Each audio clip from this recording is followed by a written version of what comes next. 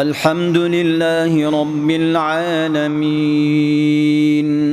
الرحمن الرحيم مالك يوم الدين إياك نعبد وإياك نستعين اهدنا الصراط المستقيم صراط الذين أنعمت عليهم غير المغضوب عليهم ولا الضالين.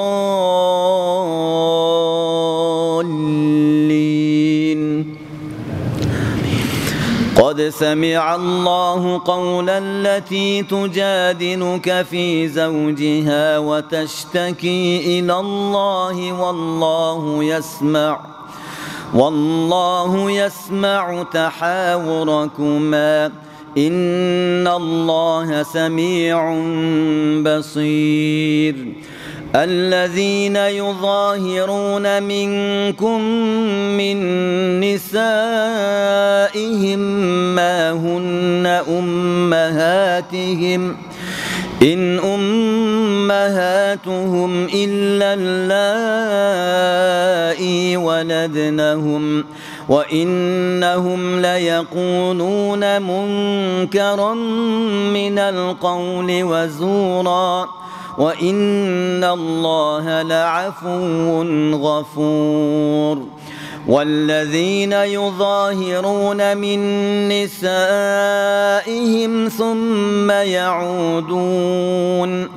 ثم يعودون لما قالوا فتحرير رقبة من قبل أن يتماسا ذلكم توعظون به والله بما تعملون خبير.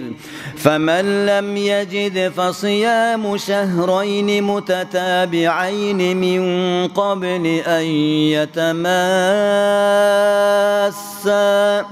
فمن لم يستطع فإطعام 60 مسكينا ذلك لتؤمنوا بالله ورسوله وتلك حدود الله وللكافرين عذاب أليم. إن الذين يحادون الله ورسوله كبتوا كما كبت الذين من قبلهم وقد أنزلنا آيات بينات وللكافرين عذاب مهين. يوم يبعثهم الله جميعا فينبئهم بما عملوا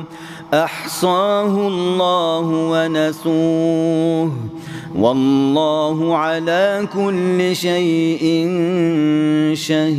شهيد.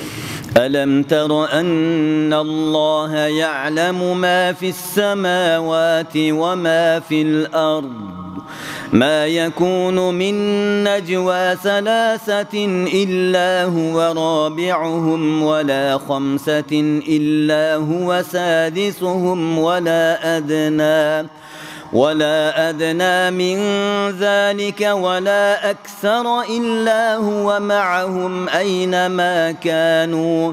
ثم ينبئهم بما عملوا يوم القيامة إن الله بكل شيء عليم. ألم تر إلى الذين نهوا عن النجوى ثم يعودون لما نهوا عنه ويتناجون بالإثم والعدوان ومعصية الرسول وإذا جاءوك حيوك بما لم يحيك به الله ويقولون في أنفسهم لولا يعذبنا الله بما نقول حسبهم جهنم يصلونها فبئس المصير. يا أيها الذين آمنوا إذا تناجيتم فلا تتناجوا بالإثم والعدوان ومعصية الرسول وتناجوا بالبر والتقوى واتقوا الله الذي إليه تحشرون.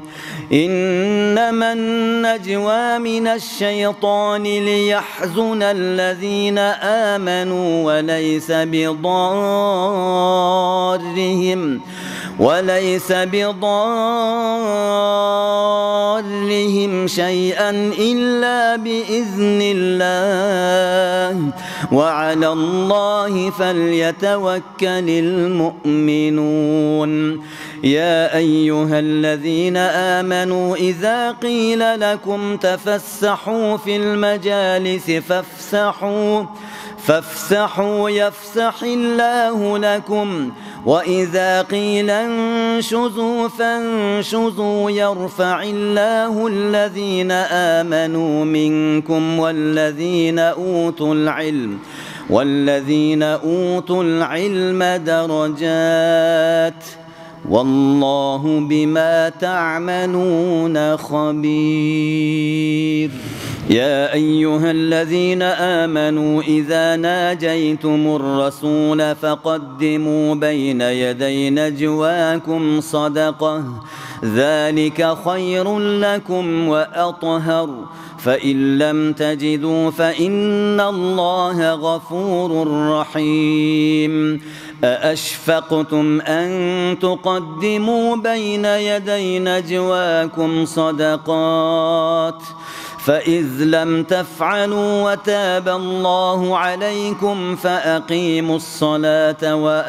فأقيموا الصلاة وآتوا الزكاة وأطيعوا الله ورسوله والله خبير بما تعملون. ألم تر إلى الذين تولوا قوما غضب الله عليهم ما هم منكم ولا منهم ويحلفون على الكذب وهم يعلمون. أعد الله لهم عذابا شديدا إنهم ساء ما كانوا يعملون. اتخذوا أيمانهم جنة فصدوا عن سبيل الله فلهم عذاب مهين. لن تغني عنهم أموالهم ولا أولادهم من الله شيئا أولئك أصحاب النار هم فيها خالدون. يوم يبعثهم الله جميعا فيحلفون له كما يحلفون لكم ويحسبون أنهم على شيء ألا إنهم هم الكاذبون. استحوذ عليهم الشيطان فأنساهم ذكر الله أولئك حزب الشيطان ألا إن حزب الشيطان هم الخاسرون. إن الذين يحادون الله ورسوله أولئك في الأذلين. كتب الله لأغلبن أنا ورسلي إن الله قوي عزيز. لا تجد قوما يؤمنون بالله واليوم الآخر يوادون من حاد الله ورسوله ورسوله ولو كانوا آباءهم أو أبناءهم أو إخوانهم أو عشيرتهم أولئك كتب في قلوبهم الإيمان وأيدهم بروح منه ويدخلهم جنات تجري من تحتها الأنهار خالدين فيها رضي الله عنهم ورضوا عنه أولئك حزب الله ألا إن حزب الله هم المفلحون سبح لله ما في السماوات وما في الأرض وهو العزيز الحكيم هو الذي أخرج الذين كفروا من أهل الكتاب من ديارهم لأول الحشر ما ظننتم أن يخرجوا وظنوا أنهم مانعتهم حصونهم من الله فأتاهم الله من حيث لم يحتسبوا وقذف في قلوبهم الرعب يخربون بيوتهم بأيديهم وأيدي المؤمنين فاعتبروا يا أولي الأبصار ولولا أن كتب الله عليهم الجلاء لعذبهم في الدنيا ولهم في الآخرة عذاب النار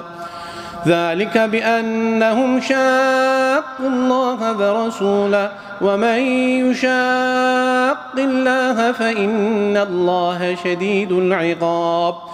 ما قطعتم من لينة أو تركتموها قائمة على أصولها فبإذن الله وليخزي الفاسقين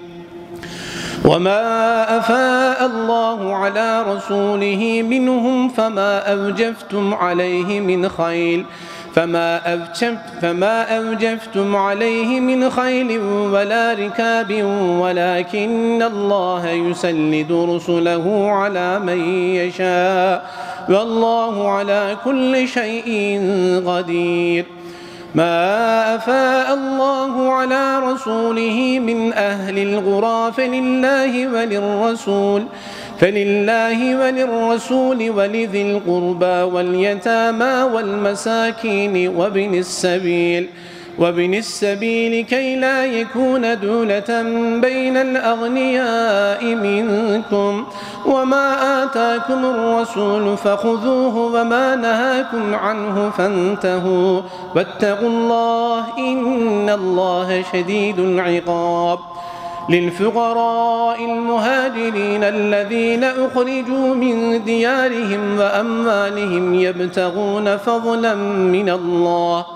يبتغون فضلا من الله ورضوانا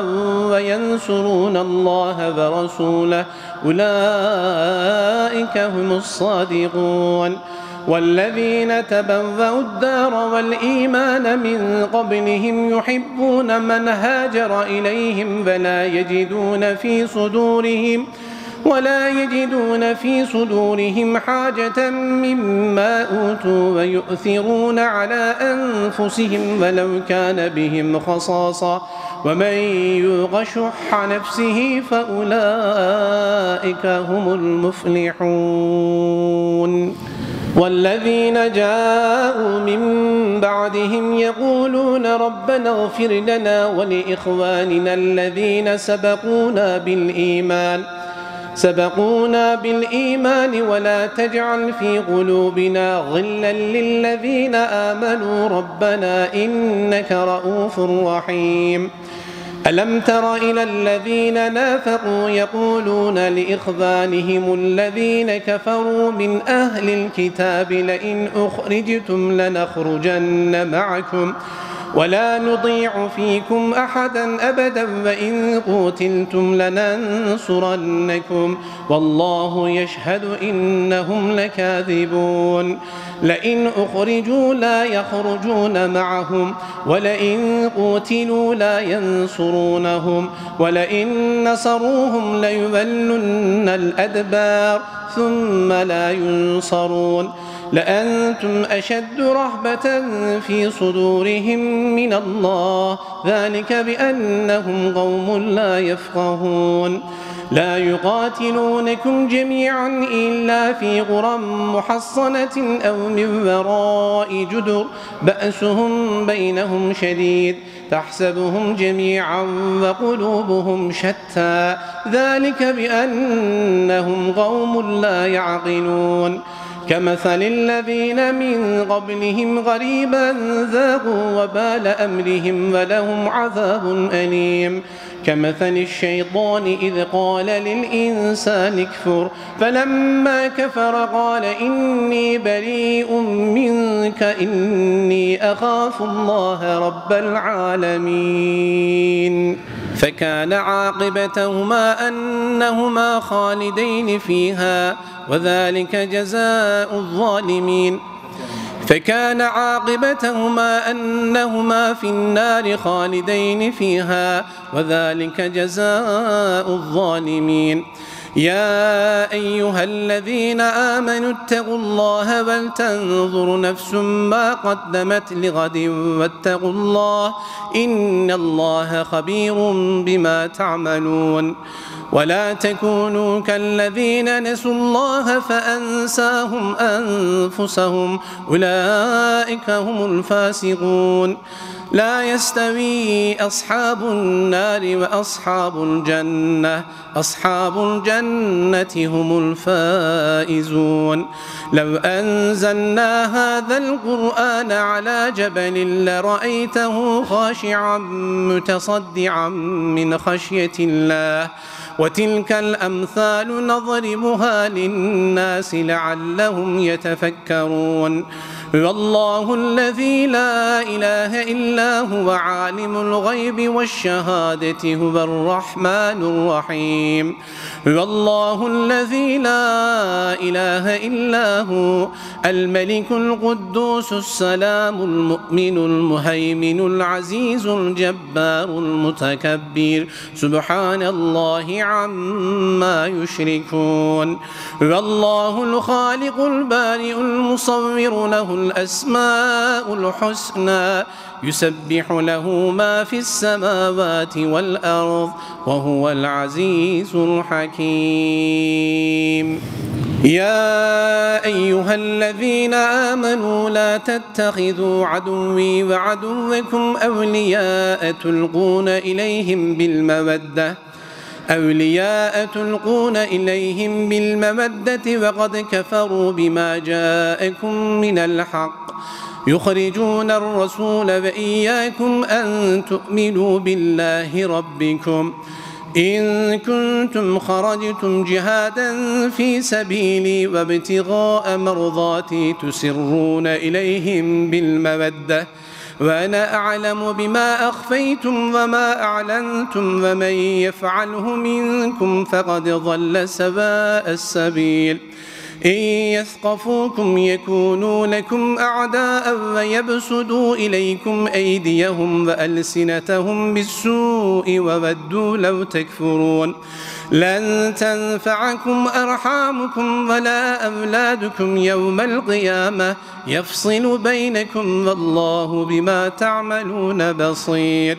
قد كانت لكم أسوة حسنة في إبراهيم والذين معه إذ قالوا لقومهم إنا براء منكم ومما تعبدون من دون الله كفرنا بكم وبدا بيننا وبينكم العداوة والبغضاء أبدا حتى تؤمنوا بالله وحده إلا قول إبراهيم لأبيه لأستغفرن لك وما أملك لك من الله من شيء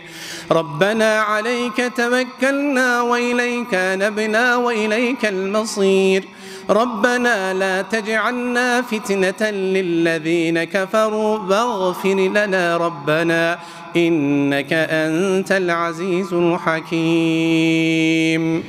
لقد كان لكم فيهم أسوة حسنة لمن كان يرجو الله واليوم الآخر ومن يتول فإن الله هو الغني الحميد. عسى الله أن يجعل بينكم وبين الذين عاديتم منهم مودة والله قدير والله غفور رحيم. لا ينهاكم الله عن الذين لم يقاتلوكم في الدين ولم يخرجوكم من دياركم أن تبروهم وتقصدوا إليهم إن الله يحب المقصدين.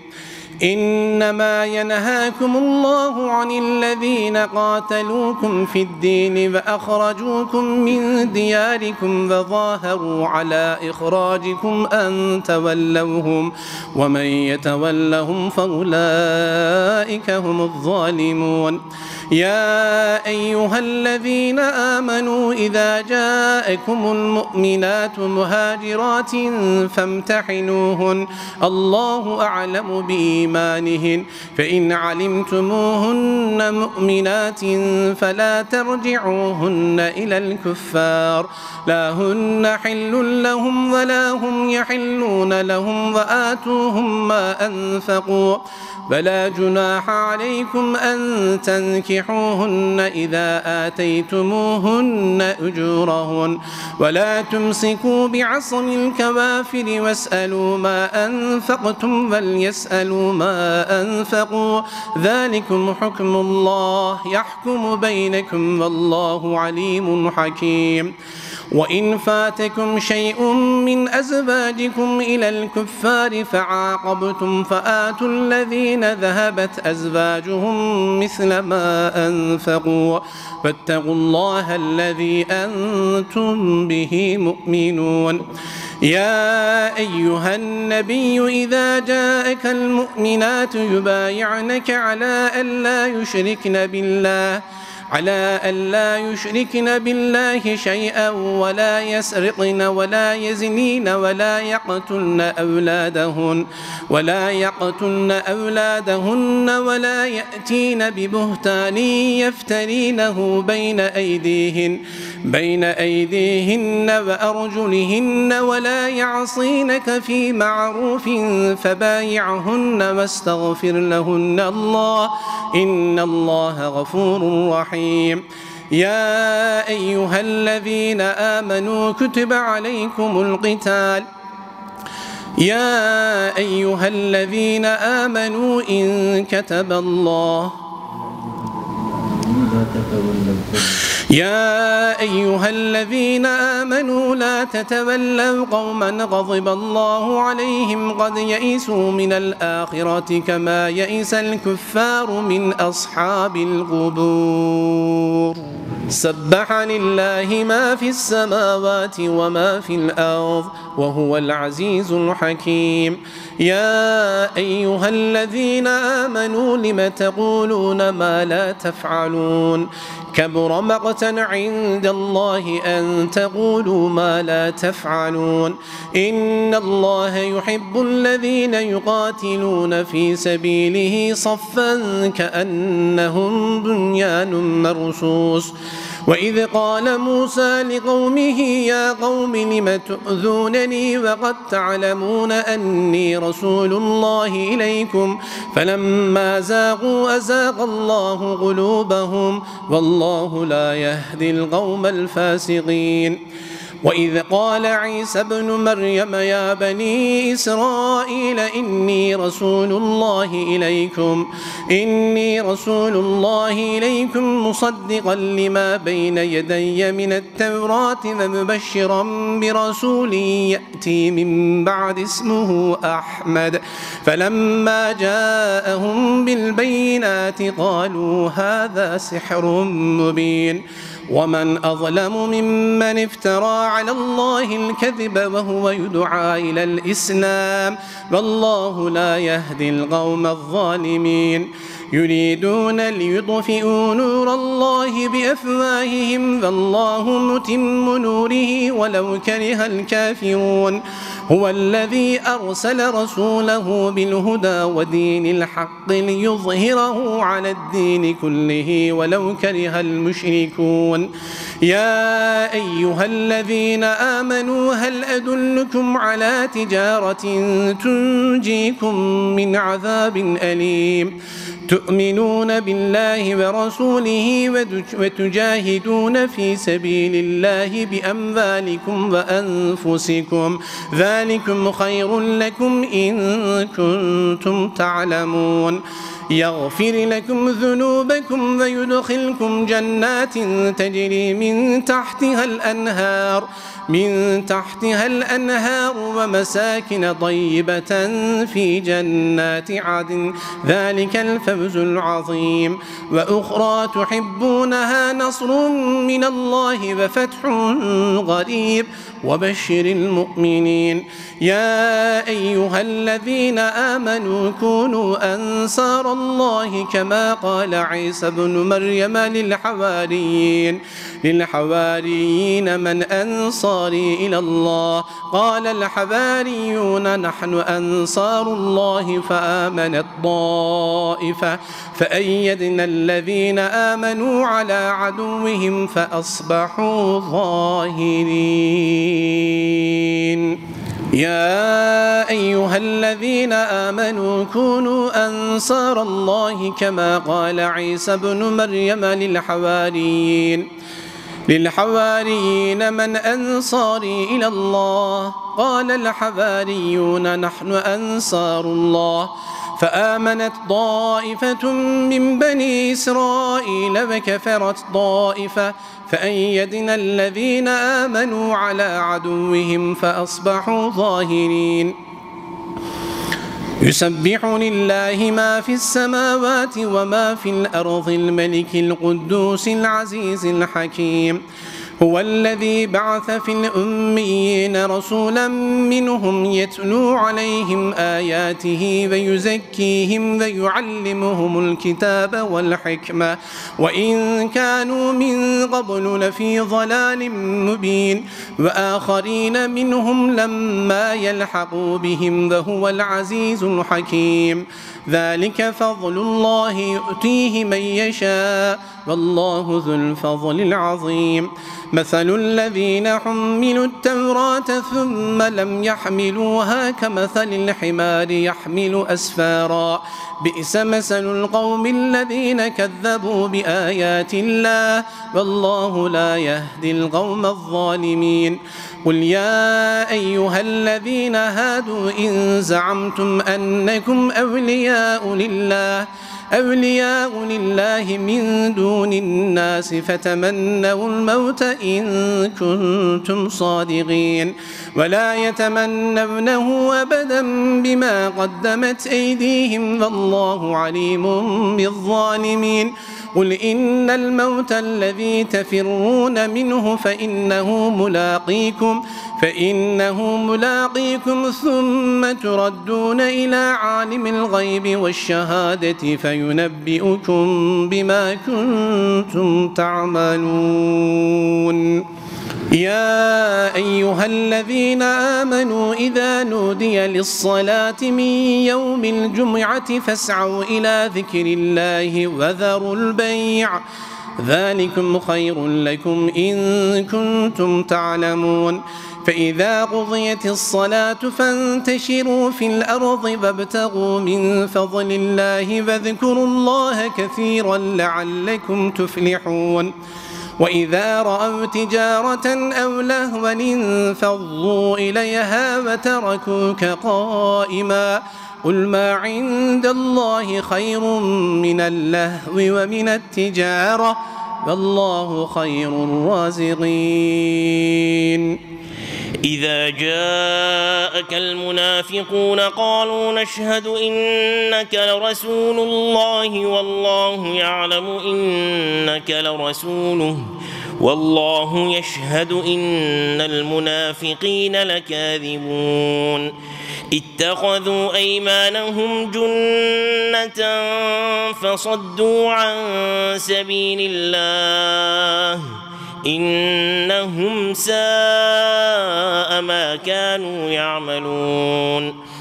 ذلك بأنهم آمنوا ثم كفروا فطبع على قلوبهم فهم لا يفقهون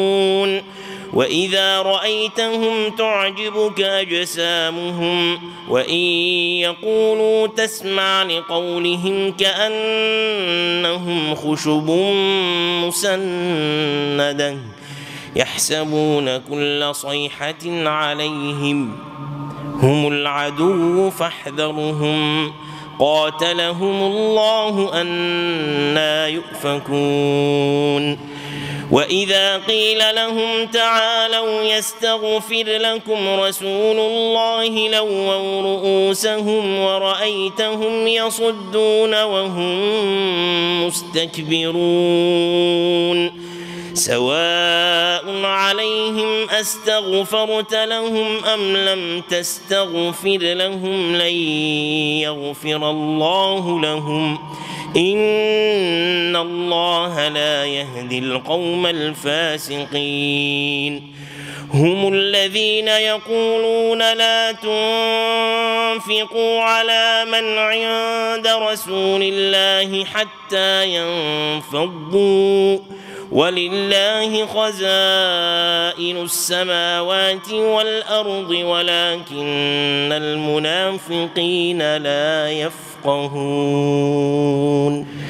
يقولون لئن رجعنا إلى المدينة ليخرجن الأعز منها الأذل ولله العزة ولرسوله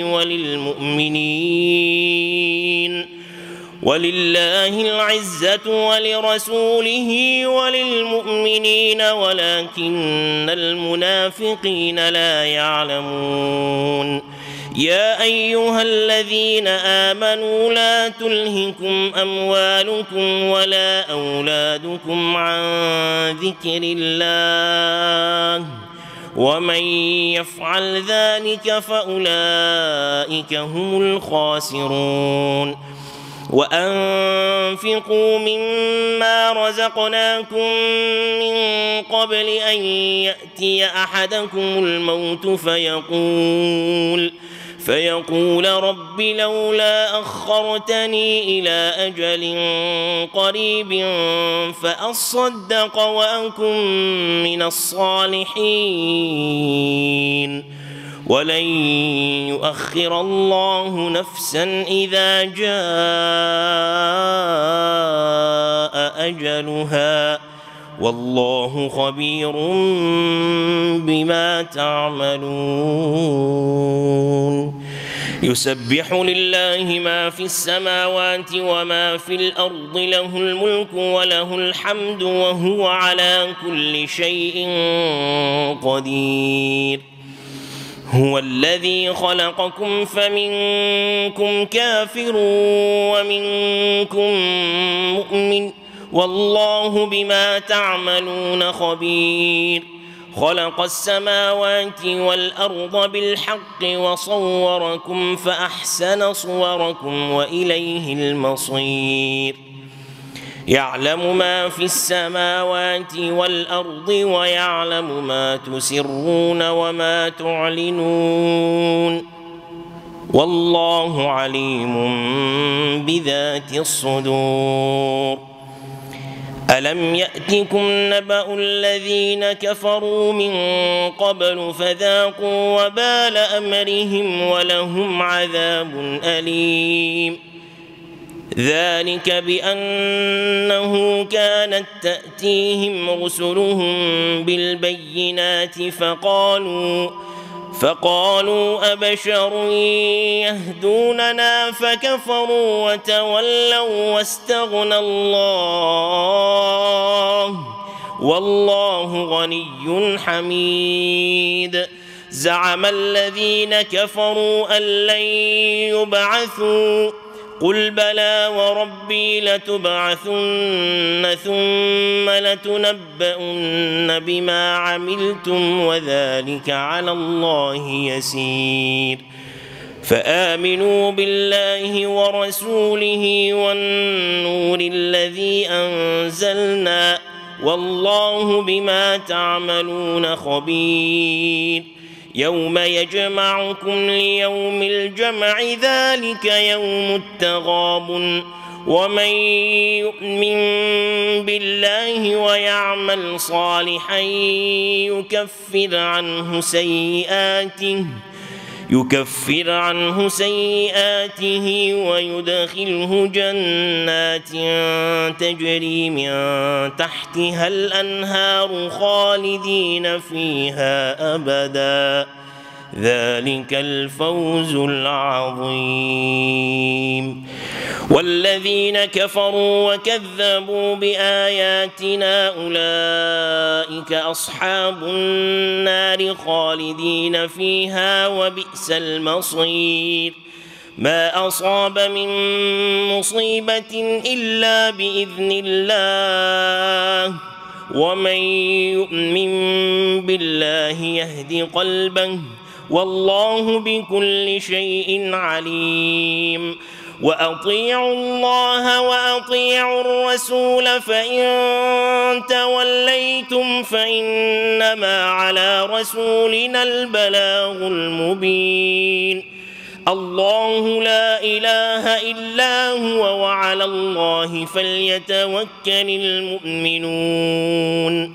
يا أيها الذين آمنوا إن من أزواجكم وأولادكم عدوا لكم فاحذروهم وإن تعفوا وتصفحوا وتغفروا فإن الله غفور رحيم إنما أموالكم وأولادكم فتنة والله عنده أجر عظيم فاتقوا الله ما استطعتم واسمعوا وأطيعوا وأنفقوا خيرا لأنفسكم ومن يوق شح نفسه فأولئك هم المفلحون إن تقرضوا الله قرضا حسنا يضاعفه لكم ويغفر لكم والله شكور حليم عالم الغيب والشهادة العزيز الحكيم هو الذي خلقكم فمنكم كافر ومنكم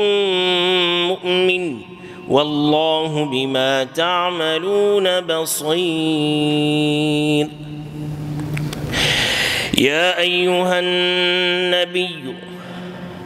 يا أيها النبي إذا طلقتم النساء فطلقوهن لعدتهن وأحصوا العدة واتقوا الله ربكم لا تخرجوهن من بيوتهن ولا يخرجن إلا أن يأتين بفاحشة مبينة وتلك حدود الله ومن يتعد حدود الله فقد ظلم نفسه لا تدري لعل الله يحدث بعد ذلك أمرا فإذا بلغن أجلهن فأمسكوهن بمعروف أو فارقوهن بمعروف وأشهدوا ذوي عدل منكم وأقيموا الشهادة لله ذلكم يوعظ به من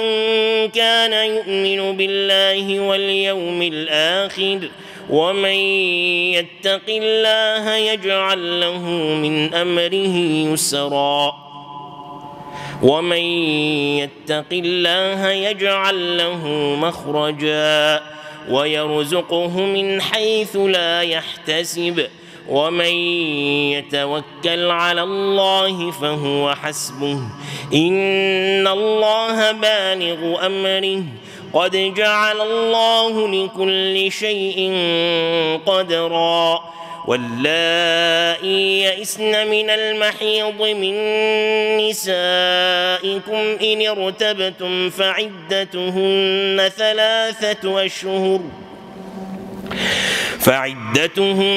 ثلاثة أشهر واللائي لم يحضن وأولاة الأحمال أجلهن أن يضعن حملهن ومن يتق الله يجعل له من أمره يسرا ذلك أمر الله أنزله إليكم ومن يتق الله يكفر عنه سيئاته ويعظم له أجرا أسكنوهن من حيث سكنتم من وجدكم ولا تضاروهن لتضيقوا عليهن وإن كن أولات حمل فأنفقوا عليهن حتى يضعن حملهن فإن أرضعن لكم فآتوهن أجورهن وأتمروا بينكم بمعروف وإن تعاسرتم فسترضع له أخرى لينفق ذو سعة من سعته ومن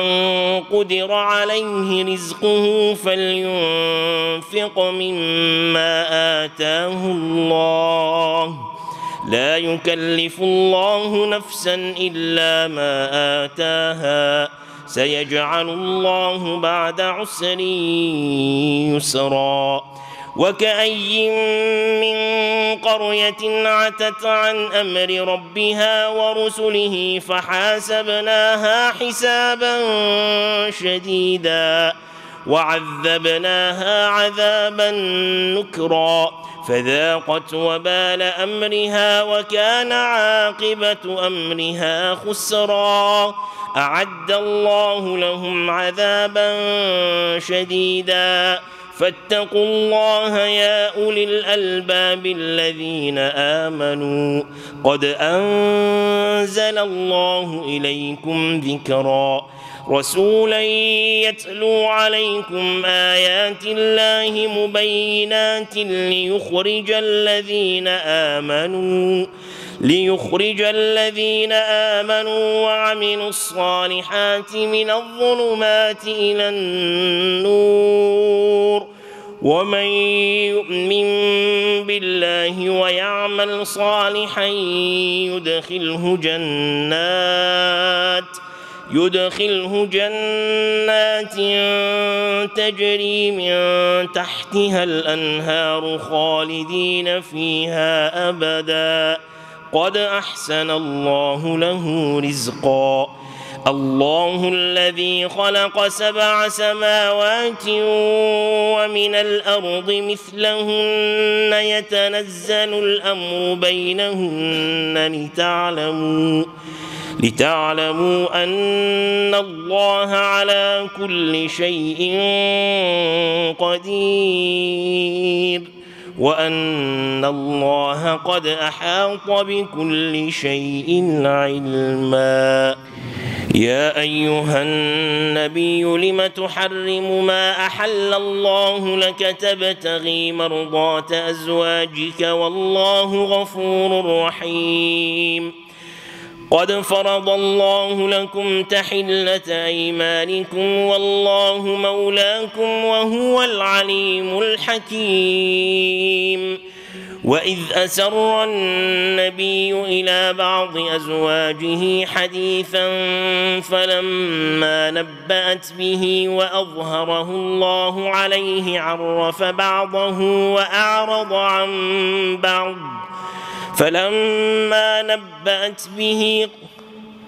فلما نبأها به قالت من أنبأك هذا قال نبأني العليم الخبير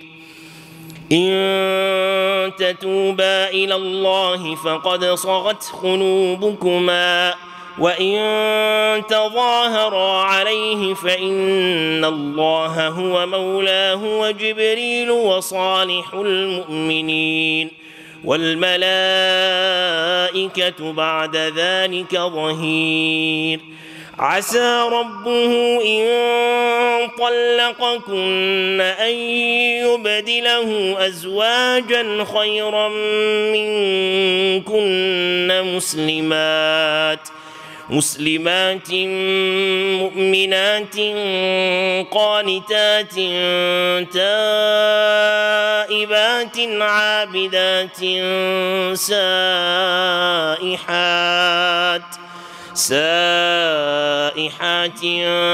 ثيبات وأبكارا يا أيها الذين آمنوا قوا أنفسكم وأهليكم نارا وقودها الناس والحجارة عليها ملائكة غلاظ شداد لا يعصون الله ما أمرهم ويفعلون ما يؤمرون يا أيها الذين كفروا لا تعتذروا اليوم إنما تجزون ما كنتم تعملون يا أيها الذين آمنوا توبوا إلى الله توبة نصوحا عسى ربكم أن يكفر عنكم سيئاتكم ويدخلكم جنات تجري من تحتها الأنهار يوم لا يخزي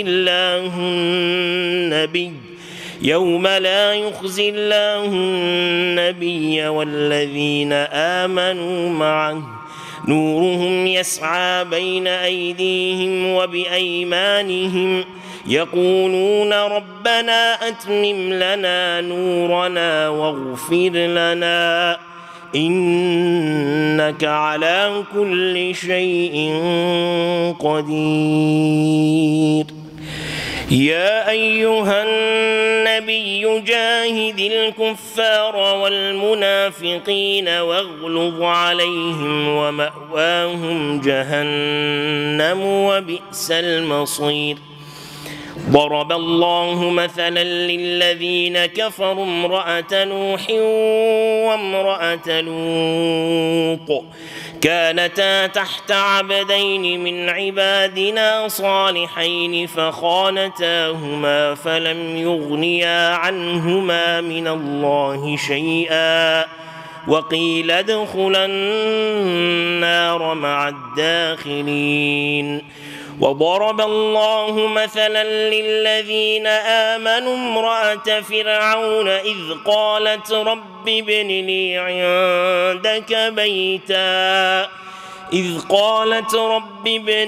عندك بيتا في الجنة ونجني من فرعون وعمله ونجني من القوم الظالمين ومريم ابنة عمران التي أحصنت فرجها فنفخنا فيه من روحنا